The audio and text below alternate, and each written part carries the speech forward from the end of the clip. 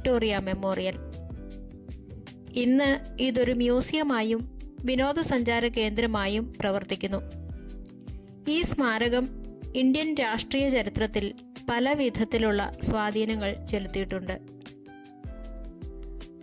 1901 Victoria രാജ്ഞി അന്തരിച്ചപ്പോൾ അന്നത്തെ viceroy ആയിരുന്ന കഴ്സൺ പ്രഭു ആണ് രാജ്ഞിയുടെ പേരിൽ മഹത്തായ ഒരു സ്മാരകം വേണമെന്ന് നിർദ്ദേശിച്ചത്.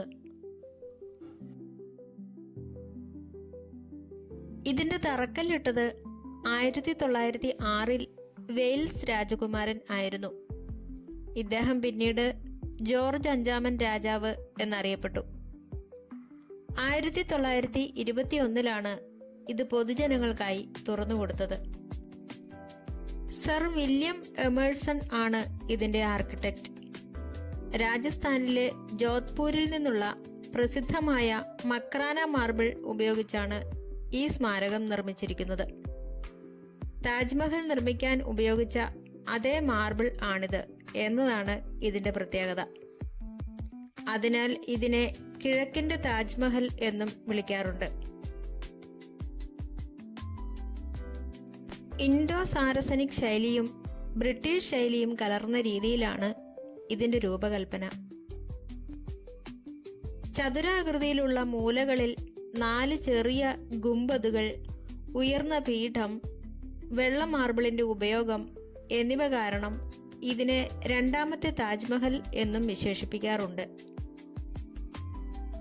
വിക്ടോറിയ മെമ്മോറിയൽ അതിന്റെ നിർമ്മാണ വൈദഗ്ധ്യം കൊണ്ടും വാസ്തുവിദ്യാ ശൈലി കൊണ്ടും ലോക പ്രശസ്തമാണ്. 103 മീറ്റർ നീളവും 69 മീറ്റർ വീതിയും 56 മീറ്റർ ഉയരവും ഈ കെട്ടിടത്തിനുണ്ട്. സ്മാരകത്തിന്റെ മുകളിൽ സ്ഥാപിച്ചിരിക്കുന്ന 16 അടി ഉയരമുള്ള ഏഞ്ചൽ ഓഫ് വിക്ടറി എന്ന വെങ്കല പ്രതിമ ഏറെ പ്രശസ്തമാണ്.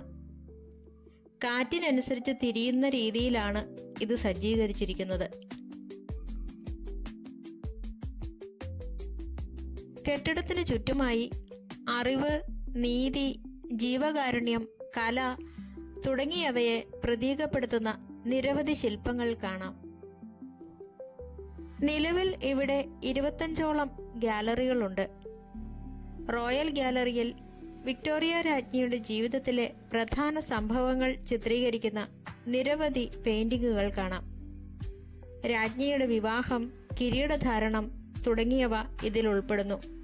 കൂടാതെ രാജ്ഞി ഉപയോഗിച്ചിരുന്ന പിയാനോയും ഡെസ്കും ഇവിടെ പ്രദർശിപ്പിച്ചിട്ടുണ്ട്.